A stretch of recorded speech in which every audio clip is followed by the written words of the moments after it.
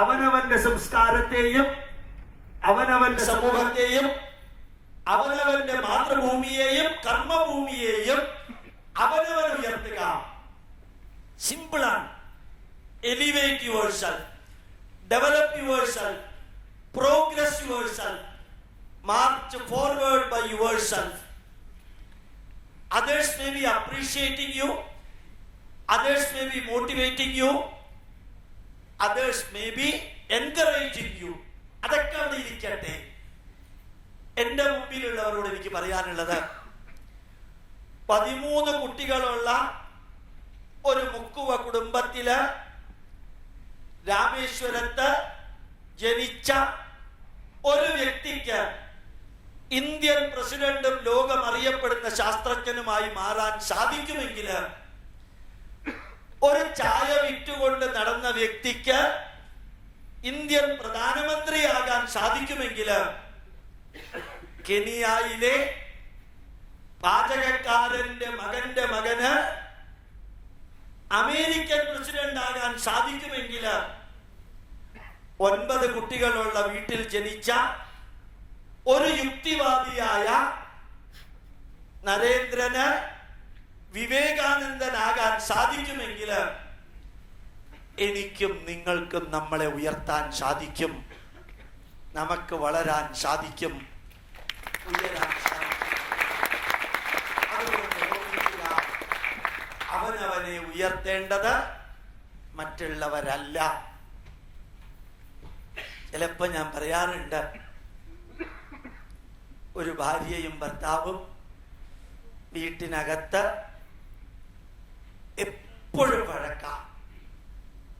അപ്പോഴാണ് അടുത്തുള്ള അമ്പലത്തിൽ ഒരു സന്യാസി വരുന്നത്. ആ സന്യാസിയെ കാണാൻ രണ്ടുപേരും പോയി. അത്രേ.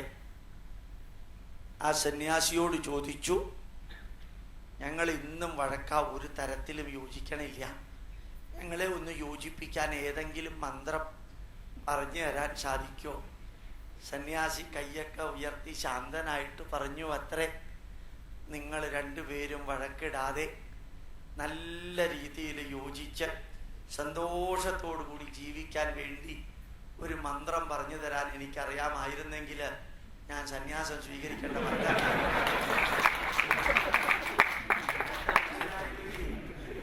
അപ്പോ നമ്മളുടെ പ്രശ്നം പരിഹരിക്കേണ്ടത് സന്യാസിയല്ല, നമ്മളുടെ മനസ്സിനെ നെഗറ്റീവിൽ നിന്ന് പോസിറ്റീവ് ആക്കേണ്ടത് പ്രശ്നം വെക്കുന്ന ആളല്ല. പ്രശ്നം വെക്കുന്ന ആൾക്ക് മലയാളത്തിൽ ഒരു പേരുണ്ട്, ഞാൻ ഇട്ടതല്ല, പ്രശ്നക്കാരൻ. അതൊന്നുമല്ല നമ്മൾ. അപ്പോ ആത്മനാത്മാനം, ആ മനസ്സിനെ ഉയർത്തുക. അതിന് ഗോപാലകൃഷ്ണൻ പറയുന്നു, ഭാരതത്തിന്റെ പൈതൃകം പറയുന്നു, കഥകൾ കേൾക്കുക, അനുഭവങ്ങൾ കേൾക്കുക, ഉപദേശങ്ങൾ കേൾക്കുക, ജീവിത സത്യങ്ങൾ കേൾക്കുക. 4 വാക്ക്: stories, experiences, messages, truth of life, life truth. ഈ 4 ഈ MSc ഹാളിൽ ഇരിക്കുന്ന ഗോപാലകൃഷ്ണന്റെ കുടുംബാംഗങ്ങൾ ഇന്നു മുതൽക്ക് കേൾക്കണം. എവിടെ നിന്ന് കേട്ടാലും വിരോധമില്ല. Listening, watching, discussing, thinking and then practising. 4+1 5 വാക്കുകൾ. ഒരു കാര്യം കൂടി ഇടയ്ക്ക് കയറി പറയാം. എന്റെ ജീവിതത്തിൽ പകർത്താത്തത് ഇവിടെ നിങ്ങളോട് പറയില്ല, നിങ്ങളുടെ ജീവിതത്തിൽ പകർത്താൻ ബുദ്ധിമുട്ടുള്ളത് ഗോപാലകൃഷ്ണൻ പറയില്ല. കേൾക്കുക, കേൾക്കാൻ ചെവി തുറന്നു വെക്കുക, നന്മകളും തിന്മകളും കേൾക്കുക, കൈകെട്ടിയിരുന്ന് കേൾക്കുക, അതേപോലെ കാണുക. മറ്റുള്ളവരുടെ സുഖവും ദുഃഖവും ഉയർച്ചയും താഴ്ചയും ലാഭവും നഷ്ടവും ചിരിയും കരച്ചിലും വരവും പോക്കും എന്തെല്ലാം നിങ്ങൾക്ക് എവിടെ നിന്നെല്ലാം കാണാൻ പറ്റുമോ കാണാം.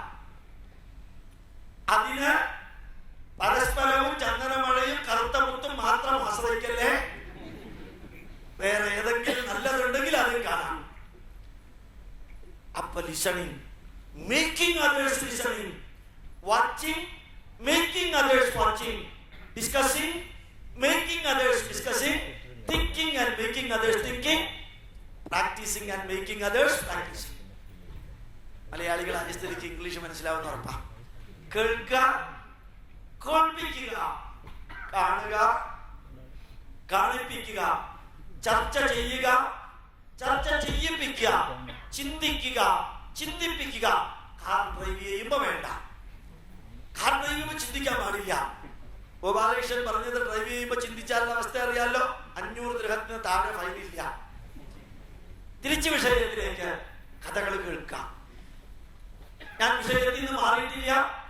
18 പുരാണങ്ങളും 18 ഉപപുരാണങ്ങളും ഭാരതത്തിൽ എഴുതിയത് കഥകളിലൂടെ മനുഷ്യ മനസ്സിനെ അസതോമ സദ്ഗമയ, തമസോമ ജ്യോതിർഗമയ, മൃത്യോർമ അമൃതം ഗമയ. എല്ലാവർക്കും വലിയ തത്വശാസ്ത്രം പറഞ്ഞാൽ മനസ്സിലാവില്ല.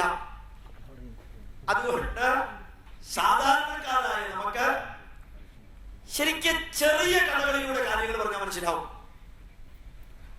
ഞാൻ ഇന്നലെ മിനിഞ്ഞാന്ന് പറഞ്ഞൊരു കാര്യമാണ്, ആവർത്തിക്കാണ്. കുറെ പേര് എല്ലാ സ്ഥലത്തും പ്രഭാഷണം കേൾക്കാൻ വന്നിട്ടുണ്ട്.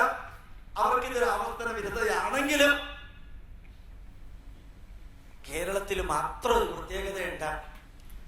1ാം ക്ലാസ്സിലെ മലയാള പുസ്തകത്തില് ഒന്നാമതായിട്ട് നമ്മളെ പഠിപ്പിക്കുന്ന വാക്ക്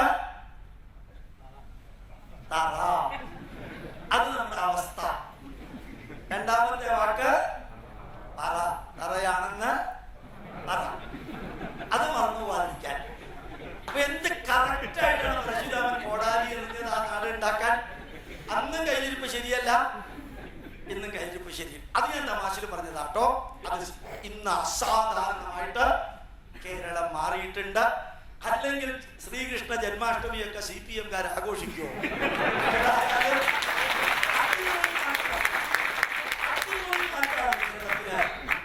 അതുകൊണ്ട് തന്നെ ഞാൻ നിങ്ങളോട് പറയുന്നു, ഈ പുരാണങ്ങൾ എഴുതിയിരിക്കുന്നത് ഉടലോടുകൂടി സ്വർഗത്തിലേക്ക് പോകാനല്ല.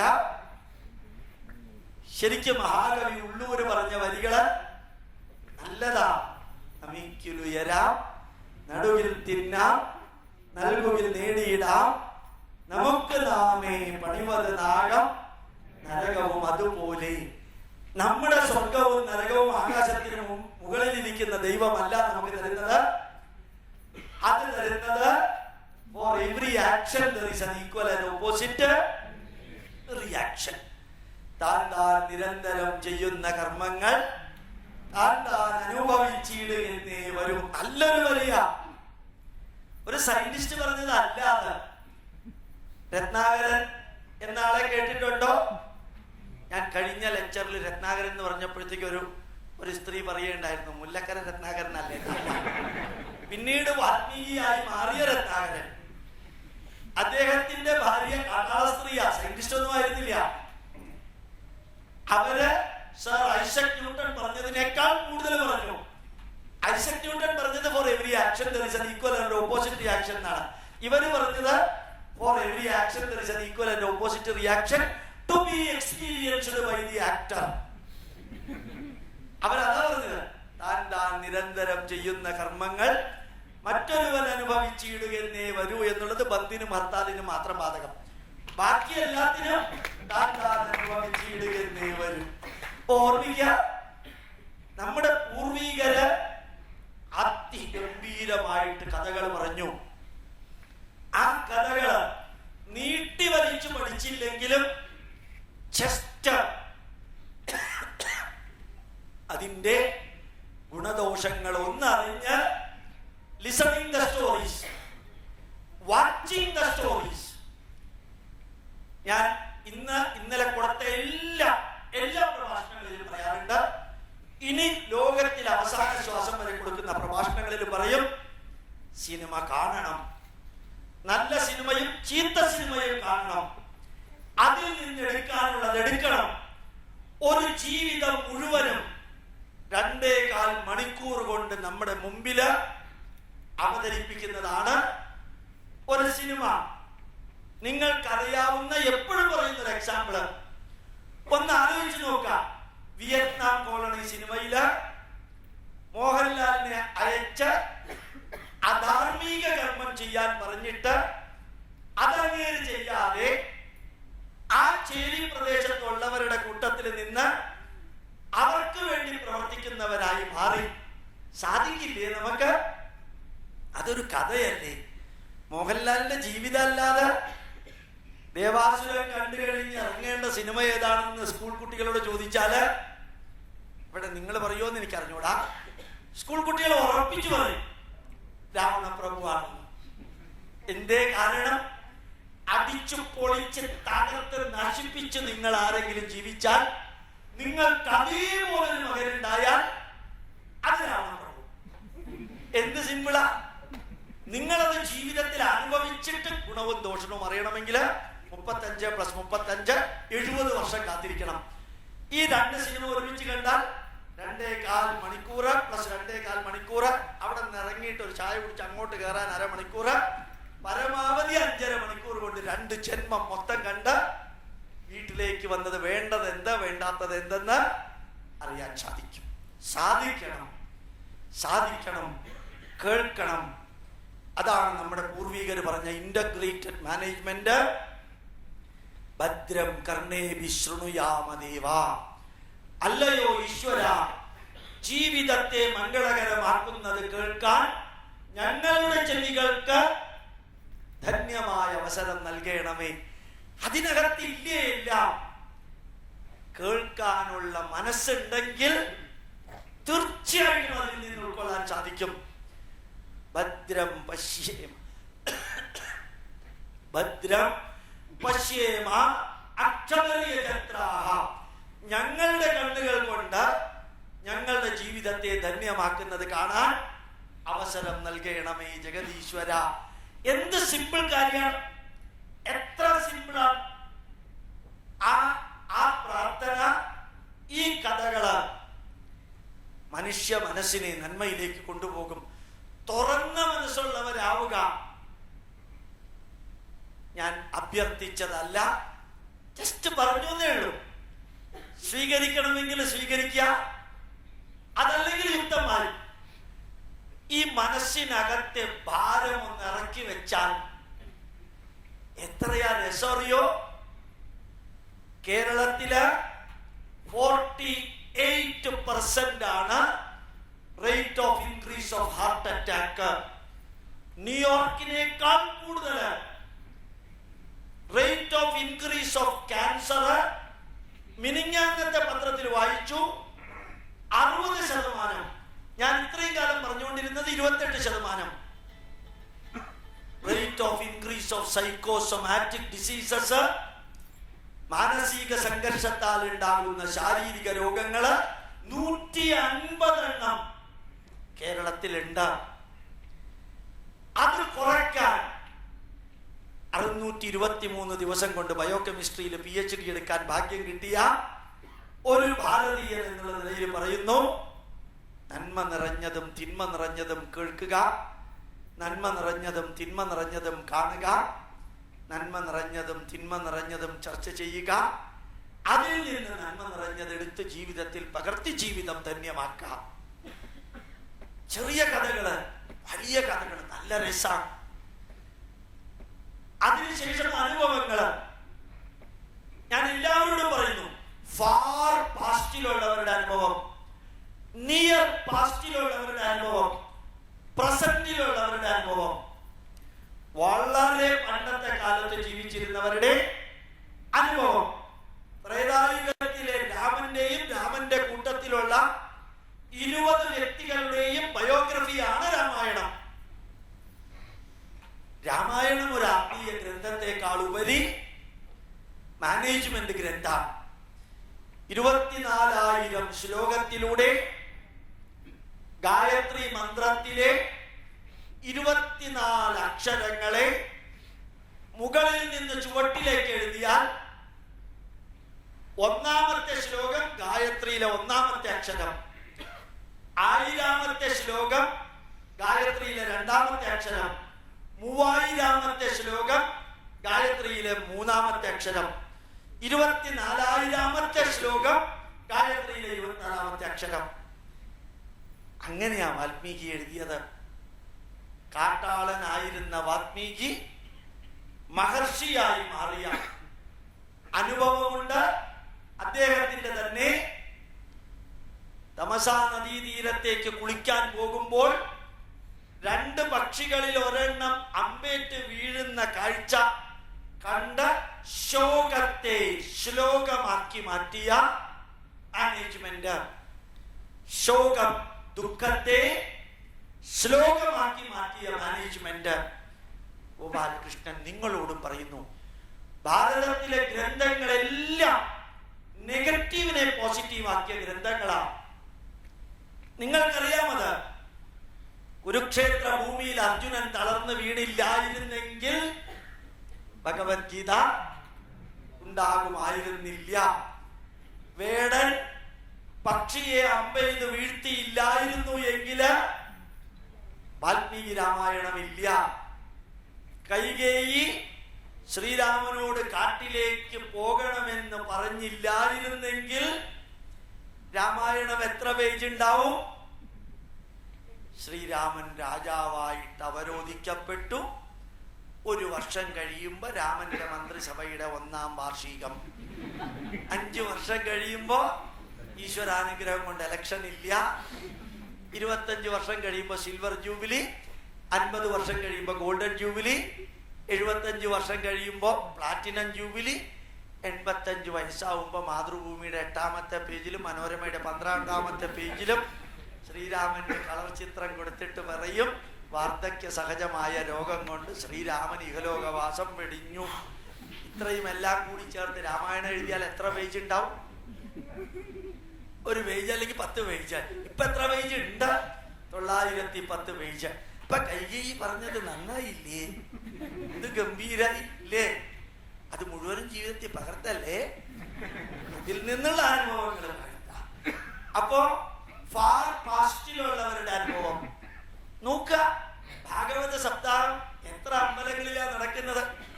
1000കണക്കിന് വ്യക്തികളാണ് ഭാഗവത സപ്താഹം നടക്കുന്ന വേദിയിൽ 12:30 1:30 ഇടയ്ക്ക് വരുന്നത്. ആ ചത്ത പാമ്പിനെ ശമീക മഹർഷിയുടെ കഴുത്തില് പരീക്ഷിത്ത് മഹാരാജാവ് ഇട്ടില്ലായിരുന്നു എങ്കിൽ അന്നദാനം കൃഷ്ണരാമ ഗോവിന്ദ. എന്ത് ഭംഗിയായിട്ടാ ആ ചത്ത പാമ്പിനെ കഴുത്തിലിട്ടിയത്, ഭാഗവതമാക്കി മാറ്റിയത്. നെഗറ്റീവിനെ പോസിറ്റീവ് ആക്കിയ രാഷ്ട്രം അതാണ് ഭാരതം. ഏതും എടുത്തു നോക്കിക്കോളാം, 18 പുരാണങ്ങളിലും നെഗറ്റീവുകളാണ്, അതിനെ പോസിറ്റീവ് ആക്കിയതാണ്. അതുകൊണ്ട് ഗോപാലകൃഷ്ണൻ പറയുന്നു, അനുഭവങ്ങൾ കേൾക്കുക. അത് ഫാർ പാസ്റ്റിലുള്ളവരുടെ, നിയർ പാസ്റ്റിലുള്ളവരുടെ അനുഭവം. സിമ്പിളാണ് ഫാർ പാസ്റ്റിലുള്ളവരുടെ. ഗാന്ധാരിയെ പോലെ ഇതിനകത്തിരിക്കുന്നവര് കാഴ്ചയുണ്ടായിട്ടും കണ്ണുകെട്ടി നടന്നാൽ 100 മക്കളിലും അധർമ്മവും അനീതിയും അന്യായവും വളരും. പറഞ്ഞതിന്റെ സ്പീഡ് കൂടിയോ?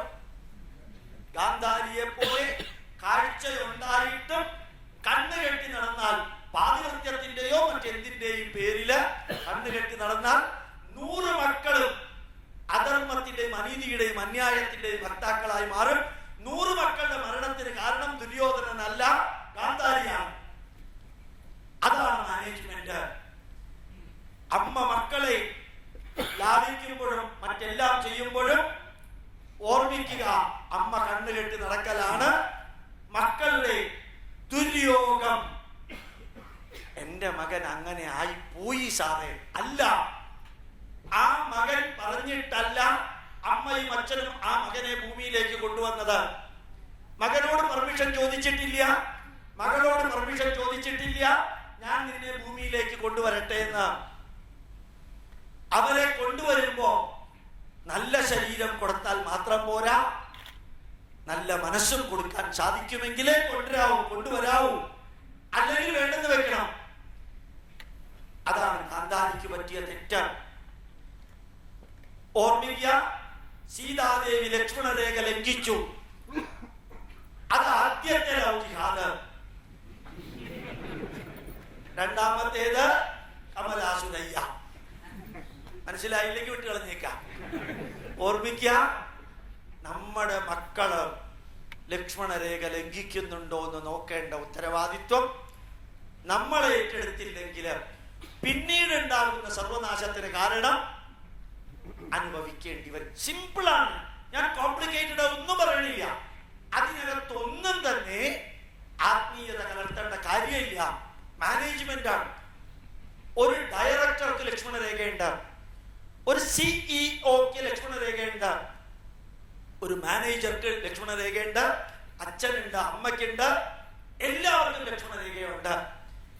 ആ ലക്ഷ്മണ രേഖ കടക്കുമ്പോഴാണ് നമ്മളുടെ കാല് അടിപതറുന്നത് എന്ന് ചിന്തിക്കാൻ ലോകത്തിൽ ഇഷ്ടംമാതിരി അനുഭവങ്ങളുണ്ട്.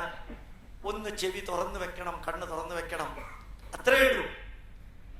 മാത്രല്ല, എന്ന് നമ്മൾ സ്വാർത്ഥമായിട്ട് പെരുമാറുന്നോ അത് വീട്ടിനകത്തും പുറത്തും പ്രശ്നം ഉണ്ടാക്കും. കൈകേയി തന്റെ മകന് രാജ്യം കൊടുക്കണമെന്ന് പറഞ്ഞു, കൊടുപ്പിച്ചു. ദശരഥൻ മരിച്ചു. 3 സ്ത്രീകൾ വിധവകളായി. 4 മക്കൾക്ക് അച്ഛൻ നഷ്ടപ്പെട്ടു. ഒരു രാജ്യത്തിന് രാജാവ് നഷ്ടപ്പെട്ടു. സാമന്ത രാജാക്കന്മാർക്ക് ചക്രവർത്തി നഷ്ടപ്പെട്ടു. ഒരു സ്ത്രീയുടെ സ്വാർത്ഥത. രാമായണം മാനേജ്മെന്റ് ഗ്രന്ഥാണ്. അതിന് പൂവിട്ട് പൂജിക്കല്ലേ, പഠിക്കൂ.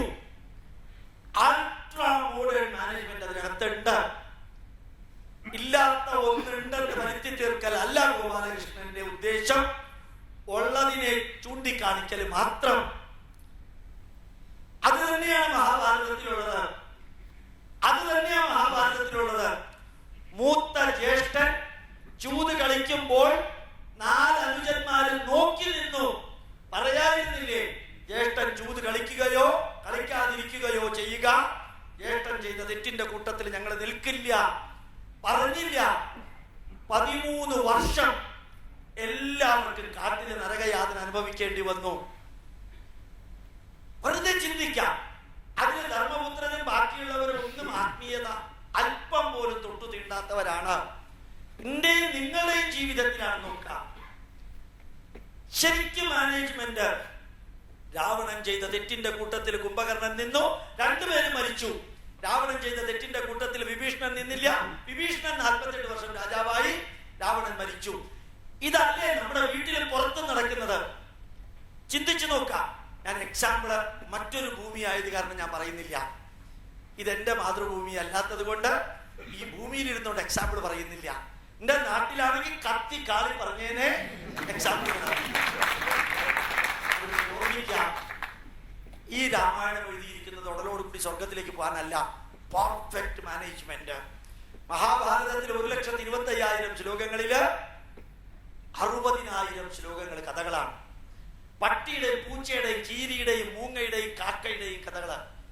ബാക്കി 65,000 ശ്ലോകങ്ങള് പാണ്ഡവരുടെയും കൗരവരുടെയും അവരുടെ കൂടെ നിന്നവരുടെയും ജീവിതാനുഭവങ്ങള്.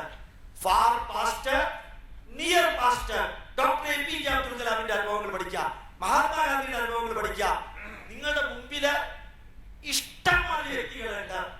രമണ മഹർഷിയുടെ അനുഭവങ്ങൾ പഠിക്കാം, രാമകൃഷ്ണ പരമഹംസരുടെ അനുഭവങ്ങൾ പഠിക്കാം. ഏത് മതത്തിലും ഏത് രാജ്യത്തിലും ഏത് വിഭാഗത്തിലും ഉള്ളവരുടെ അനുഭവങ്ങള് നിയർ പാസ്റ്റിലുള്ളവരുടെ പഠിക്കാം. അർത്ഥം മനസ്സിലായി എന്ന് വിചാരിക്കുന്നു. നിയർ പാസ്റ്റ്, കുറച്ചു കാലം മുമ്പ് ജീവിച്ചിരുന്നവര്. പ്രസന്റിലുള്ളവരുടെ പഠിക്കുക, ഇപ്പൊ ജീവിച്ചിരിക്കുന്നവരുടെ പഠിക്കുക. അറിയാൻ സാധിക്കും.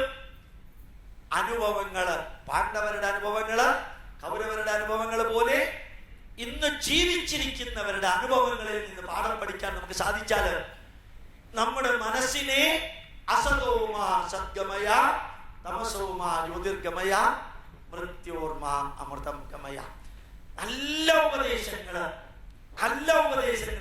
കേൾക്കുക. 5 മിനിറ്റെങ്കിലും ഉപദേശങ്ങൾ കേൾക്കുക. എനിക്കിതൊന്നും ബാധകമല്ല എന്ന രീതിയിൽ കേൾക്കരുത്. എന്ത് കേൾക്കുമ്പോഴും ചാണക്യൻ പറഞ്ഞ ചാണക്യ നീതിസാരം എന്ന പുസ്തകത്തില് 257 ഉപദേശങ്ങളുണ്ട്. ചാണക്യൻ എഴുതിയ അർത്ഥശാസ്ത്രം വേറെ, നീതിസാരം വേറെ. 257 ഉപദേശങ്ങളിൽ ഒരു ഉപദേശം 1 മണിക്കൂർ കയ്യുകെട്ടി ശ്രദ്ധയോടുകൂടി ആരെങ്കിലും പറയുന്നത് നിങ്ങൾ കേൾക്കാൻ തയ്യാറാണെങ്കിൽ മിനിമം 40 പോയിന്റ് അതിൽ നിന്ന് നിങ്ങൾക്ക് കിട്ടും. ഇത് സത്യം. മിനിമം 40 പോയിന്റ് ചെവി തുറന്നു വെച്ചാൽ അപ്പോ കേൾക്കുക. നല്ല ഉപദേശങ്ങളുണ്ട്.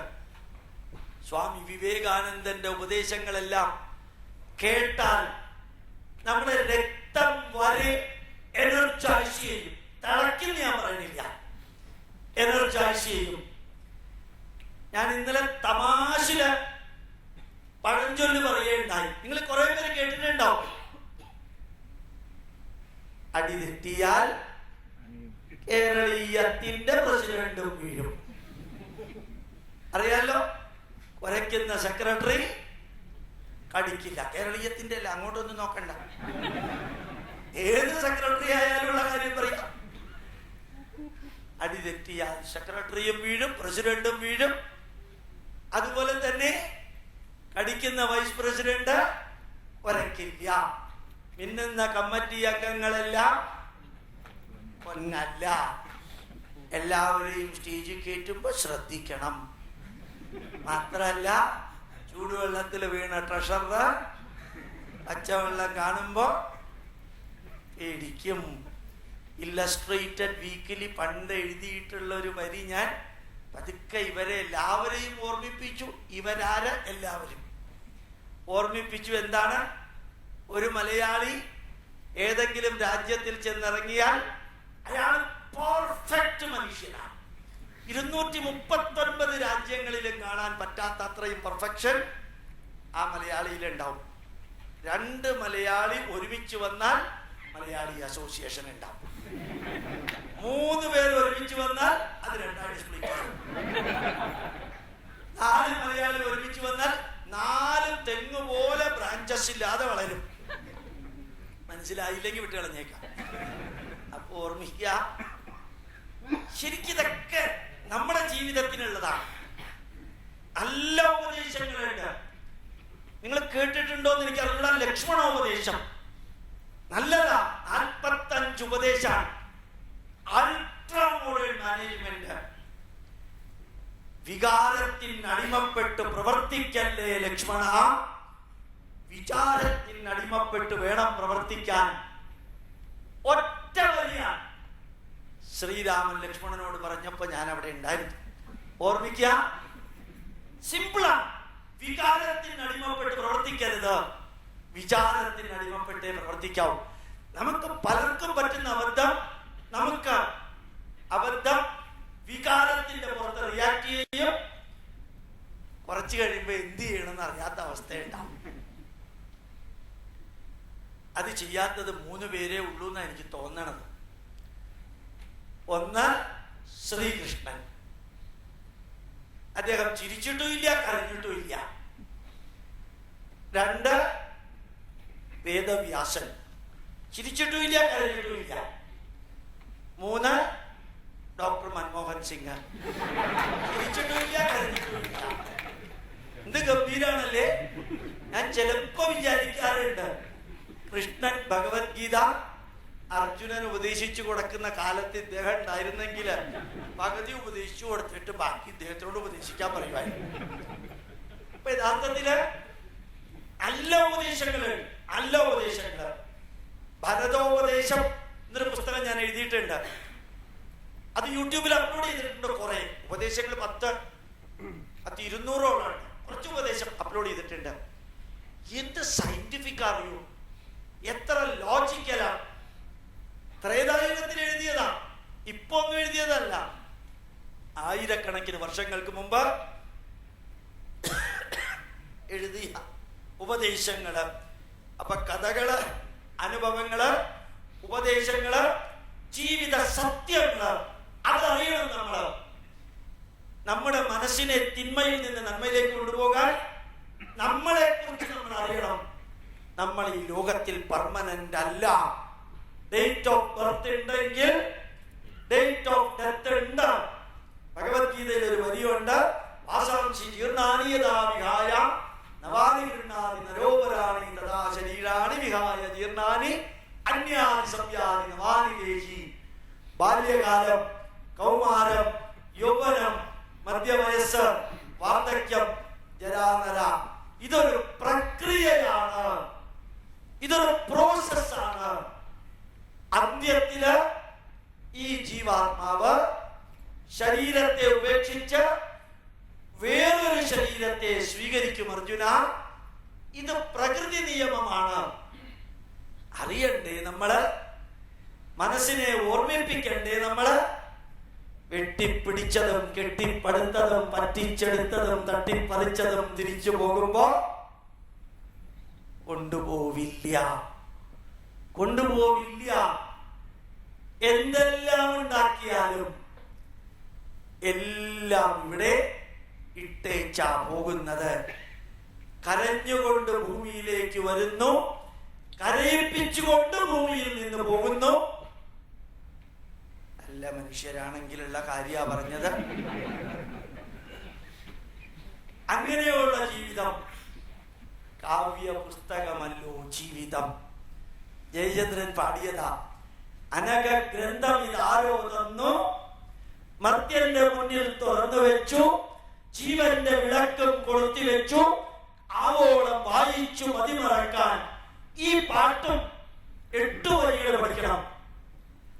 ഈ ജീവിതമാകുന്ന അനഘ ഗ്രന്ഥം, ഈ ജീവിതമാകുന്ന അനഘ ഗ്രന്ഥം. അനഘ എന്ന് വെച്ചാൽ പാപപങ്കിലമല്ലാത്തത്, പാപം ഏൽക്കാത്തത്, നെഗറ്റീവ് ഇല്ലാത്തത്, തിന്മയില്ലാത്ത അനഘ ഗ്രന്ഥം ആരോ തന്നു, മർത്യന്റെ മുന്നിൽ തുറന്നു വെച്ചു. അർത്ഥം മനസ്സിലായി വിചാരിക്കുന്നു. ജീവന്റെ വിളക്കും കൊളുത്തി വെച്ചു, ആവോളം വായിച്ചു മതിമറക്കാൻ. അടുത്ത 4 വരി കൂടി പഠിക്കണം.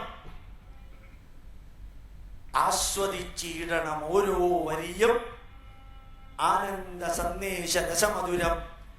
ഇന്നോ നാളെയോ വിളക്ക് കെടുന്നു, പിന്നെയോ ശൂന്യമാം അന്ധകാരം.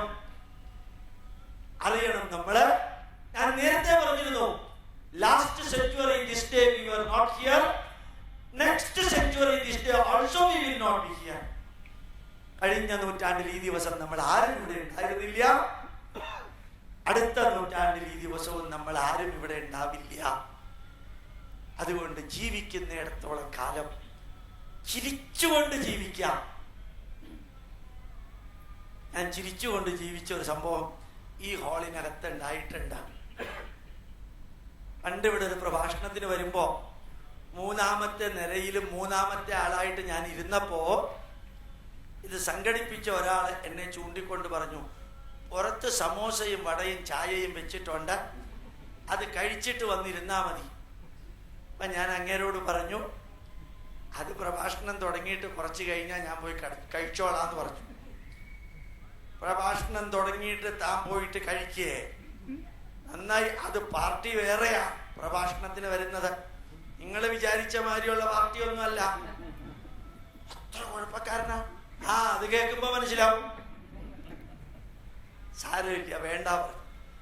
കുറച്ച് കഴിഞ്ഞ് ഇവിടുന്ന് വെൽക്കം പറഞ്ഞപ്പോ ഞാൻ തന്നെ കയറി വന്നപ്പോ ഈ മനുഷ്യൻ ഷോക്കടിച്ച മാതിരി നിൽക്കുന്നു. ഇയാളോടാണോ ഞാൻ സമോസയും വടയും കഴിക്കുന്നത്? എന്തൊക്കെ അനുഭവം അറിയോ? ശരിക്കും ഓരോ സ്ഥലത്ത് പോകുമ്പോഴത്തേക്കും ഒരാൾ എന്റെ മുമ്പിൽ വന്നിട്ട് എന്നെ മനസ്സിലായോ? ഞാൻ ഉത്തരം കൊടുത്തില്ല. പിന്നെ ചോദിച്ചു, എന്നെ മനസ്സിലായില്ലേ സാറിന്? ഞാൻ ഉത്തരം കൊടുത്തില്ല. 3ാമത് ചോദിച്ചു, സാർ നല്ലോണം ആലോചിച്ചു നോക്കൂ, എന്നെ മനസ്സിലായോ?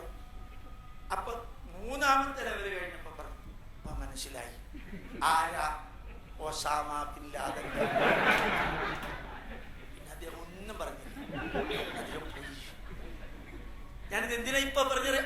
ആസ്വദിച്ചിടണം ഓരോ വരി. അതിനുവേണ്ടി പറഞ്ഞതാ. വിഷയം മാറിപ്പോയതൊന്നുമല്ല. എല്ലാം എന്ത് രസാറിയോ, എന്ത് രസാറിയോ നമുക്ക് ജീവിക്കാൻ. തുറന്ന മനസ്സോടുകൂടി ഇറങ്ങിയാൽ ഈ കുമ്പിടിയോടെ കേശവൻ നായർ പറയുന്ന ഒരു വരിയില്ലേ, ഈ ജാതകം ചേരുവോ എന്ന് നോക്കണം, എന്നിട്ട് ചേരില്ലെന്ന് പറയണം.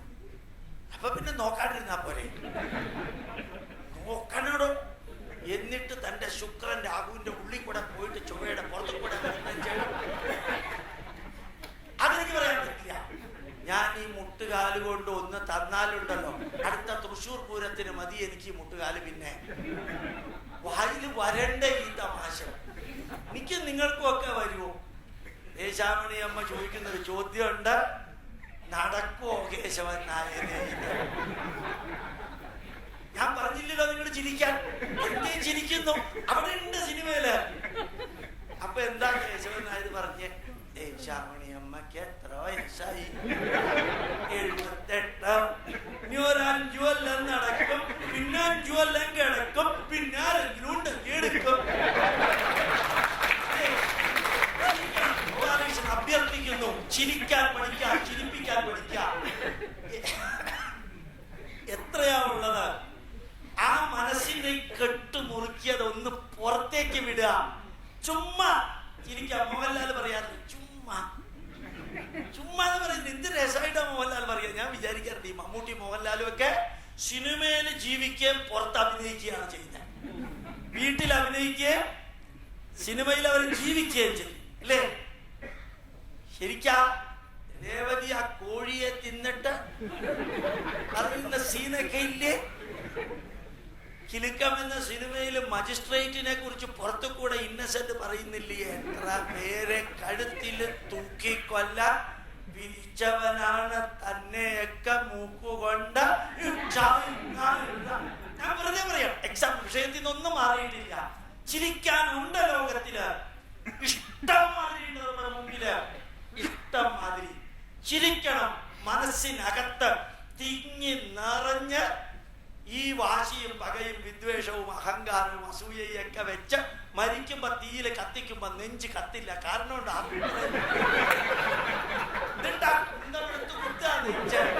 അത്രയും വെച്ചിട്ടുണ്ട് അകത്ത്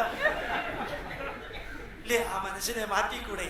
കഥകൾ കേൾക്കാം, അനുഭവങ്ങൾ കേൾക്കാം, ഉപദേശങ്ങൾ കേൾക്കാം, ജീവിത സത്യങ്ങൾ കേൾക്കാം, എന്നിട്ട് പ്രവർത്തിക്കുക. സഹനാവവതു സഹനൗ ഭുനക്തു സഹ വീര്യം കരവാവഹൈ തേജസ്വിനാവധീതമസ്തു മാ വിദ്വിഷാവഹൈ. എന്ത് രസം ഒരുമിച്ച് പ്രവർത്തിക്കാം. ചിലപ്പോ എന്റെ ഭാര്യ എന്നോട് പറയും നിങ്ങൾക്ക് കരിങ്കല്ലിന്റെ ഹൃദയമാണ്. ഞാൻ പറഞ്ഞു ഞാൻ നിന്നെ 1982 മെയ് 27 കെട്ടിയത് ഈ കരിങ്കല്ല് ഹൃദയം നോർമൽ ഹൃദയാക്കാനല്ലേ? പിന്നെ അവിടെ മിണ്ടില്ല. ചെറിയ വഴി അതും ചിരിക്കാനുള്ളതാ. പിന്നെ അതും പിടിച്ചു വേണമെങ്കിൽ ഫൈറ്റ് ചെയ്യാം. പക്ഷെ അതൊരു രസം. ഞാൻ ചിലപ്പോ പറയാറുണ്ട് അമ്മയെ തെരഞ്ഞെടുക്കാൻ സ്വാതന്ത്ര്യമില്ല, അച്ഛനെ തെരഞ്ഞെടുക്കാൻ സ്വാതന്ത്ര്യമില്ല, 33 പല്ല് വേണമെന്ന് തീരുമാനിക്കാൻ സ്വാതന്ത്ര്യമില്ല, കാവ്യ മാധവനെ പോലെ ആവണമെന്ന് തീരുമാനിക്കാൻ സ്വാതന്ത്ര്യമില്ല, സച്ചിൻ ടെണ്ടുൽക്കറെ പോലെ ആകണമെന്ന് തീരുമാനിക്കാൻ സ്വാതന്ത്ര്യമില്ല, ഷാറുഖ് ഖാനെ പോലെ ആവണമെന്ന് തീരുമാനിക്കാൻ സ്വാതന്ത്ര്യമില്ല, ആണായിട്ട് ജനിക്കണമോ പെണ്ണായിട്ട് ജനിക്കണമോ എന്ന് തീരുമാനിക്കാൻ സ്വാതന്ത്ര്യമില്ലാത്ത ലോകത്തില് സ്വാതന്ത്ര്യം ഉപയോഗിച്ചാണ് ഭാര്യയെ കണ്ടുപിടിച്ചത്, ഭർത്താവിനെ കണ്ടുപിടിച്ച് വിവാഹം കഴിച്ചത്. എന്നിട്ട് ഫൈറ്റ് ചെയ്തിട്ട് എന്താ കാര്യം? സ്പീഡ് കൂടിയില്ലാന്ന് തോന്നുന്നു അല്ലേ? അപ്പൊ ചുമ്മാ ജീവിക്കാം, ഒരു രസം. അങ്ങനെ ഒന്ന് ജീവിച്ചു നോക്കാം. യഥാർത്ഥത്തില് ഗുരുവായൂരപ്പൻ ഈ വീടിന്റെ ഐശ്വര്യം എന്ന് എഴുതി വെച്ച ഐശ്വര്യം ഉണ്ടാവില്ല. കാരണം ഗുരുവായൂർ അമ്പലത്തിലെ ഭണ്ഡാരത്തില് കൈയിട്ട് വാരുന്നവരെ പോലും ഗുരുവായൂരപ്പൻ വെറുതെ വിട്ടിരിക്കുക. എന്നിട്ടാ നിങ്ങളുടെ വീട്ടിൽ ദുബായിൽ വന്നിട്ട് അങ്ങനെ ശരിയാക്കാൻ പോണേ? വലിയ നമ്മുടെ പ്രവൃത്തി നമ്മുടെ വീടിന്റെ ഐശ്വര്യം. സഹനാവവതു ഒരുമിച്ച് ജീവിക്കാൻ പഠിക്കാം. ഞാൻ ചിലപ്പോ പറയാറുണ്ട് സാറേ കഴിഞ്ഞ മാസം വരെ ദുബായിലെ NSS ഒരു സംഘടനയായിരുന്നു, പിന്നെ അത് 2ആയി. നന്നായി ബാലകൃഷ്ണൻ ഞാൻ പറയും. പിന്നെ അതിപ്പോ 3ആയി സാറേ, ഇനിയും വളരട്ടെ. വളരുന്തോറും വളരുന്തോറും വളരും. കേരള കോൺഗ്രസ് മാതിരി. ഇവിടെ എത്ര അയ്യപ്പ പൂജയാണുള്ളത്? 17 ഒറ്റ ഉണ്ടാവും. ദുബായി ഉണ്ടായിരുന്ന കാലത്ത് ഒരെണ്ണം ഉണ്ടാവാൻ സാധ്യതയുള്ളൂ. എന്തേ 17ആയി? ഒരു സംഘടന 17ആയി സ്പ്ലിറ്റ് ചെയ്തു. അപ്പോ ഡിവൈഡ് ആൻഡ് റൂൾ അല്ല, ഡിവൈഡ് ആൻഡ് പ്രോഗ്രസ് നടക്കട്ടെ. അവരവരുടെ ചെയ്യേണ്ടത് നിങ്ങൾ നിങ്ങളെ ചെയ്യാം. പക്ഷേ എതിർക്കാനും പുച്ഛിക്കാനും അവഹേളിക്കാനും അപകീർത്തിപ്പെടുത്താനും പോകല്ലേ. ആത്മനാത്മാനം, നിങ്ങളെ ഉയർത്തുക. ആത്മാനം അവസാനയെ, നമ്മളെയും നമ്മുടെ കൂടെ ഉള്ളവരെയും അവഹേളിക്കാതിരിക്കുക. ഭഗവത്ഗീതയിലെ 700 ശ്ലോകങ്ങളിൽ 66-ാം അധ്യായത്തിലെ 5-ാമത്തെ ശ്ലോകത്തില് നമ്മളെ ഉയർത്തണമെങ്കിൽ കഥകള്, അനുഭവങ്ങള്, ഉപദേശങ്ങള്, ജീവിത സത്യങ്ങൾ കേൾക്കുക, കാണുക, ചർച്ച ചെയ്യുക, ചിന്തിക്കുക, നന്മകൾ എടുക്കുക, മനസ്സിനെ അസതവും സദ്ഗമയ കൊണ്ടുപോവുക, അവനവൻ അപകീർത്തിപ്പെടുത്താതിരിക്കുക. അതുകൊണ്ട് സഹനാവവതു, ഞാൻ എന്റെ മുമ്പിലുള്ള എല്ലാവരോടും പറയുന്നു, മാതാ മൃതാനന്ദമയി ചെയ്യുന്ന പ്രവൃത്തിയുടെ കൂട്ടത്തില് യോജിക്കാൻ സാധിക്കുന്ന വിഷയങ്ങളില് ചേർന്ന് പ്രവർത്തിക്കുക. യോജിക്കാൻ സാധിക്കാത്തത് വിട്ടുകളഞ്ഞേക്കാം. എനിക്ക് യോജിക്കുന്നതിൽ പ്രവർത്തിക്കാം. അതുപോലെ ആർട്ട് ഓഫ് ലിവിംഗിൽ പ്രവർത്തിക്കാൻ സാധിക്കുന്നവര് അതിൽ പ്രവർത്തിക്കാം. മുഴുവനും പറ്റില്ല സാറേ, വേണ്ട. ചേന തിയറി കേട്ടിട്ടുണ്ടോ നിങ്ങൾ? ചേന തിയറി ആരും കേട്ടിട്ടില്ല. ഇതിന് കാരണം എന്താ അറിയോ? അത് ഞാനാ ഉണ്ടാക്കിയ, അതാ കേൾക്കാത്തത്. മാർക്കറ്റിൽ നിന്നൊരു ചേന വാങ്ങിച്ച് വീട്ടിൽ കൊണ്ടുവന്ന് പൊതി അയച്ചു നോക്കിയപ്പോൾ ഇത്തിരി ചീഞ്ഞ ഭാഗം ഉണ്ട്. എന്തു ചെയ്യും? മാർക്കറ്റിൽ നിന്ന് ചേന വാങ്ങിച്ച് വീട്ടിൽ കൊണ്ടുവന്നപ്പോ പാക്കറ്റ് തുറന്നപ്പോ ഇത്തിരി ചീഞ്ഞ ഭാഗം എന്ന് വെച്ചാൽ മനസ്സിലായി? എന്ത് ചെയ്യും നമ്മള്? ചേന കളയോ ചീഞ്ഞ ഭാഗം കളയോ? ചീഞ്ഞ ഭാഗം കളയും. എല്ലാവരുടെയും ശരീരത്തിലും മനസ്സിലും കുറച്ച് ചീഞ്ഞ ഭാഗം ഉണ്ട്. അത് ഉപയോഗിക്കേണ്ട, ബാക്കിയുള്ളത് ഉപയോഗിക്കാം. അതാണ് സഹനാവതു. ഒരുമിച്ച് പ്രവർത്തിക്കുക. എവിടെയൊക്കെ പറ്റും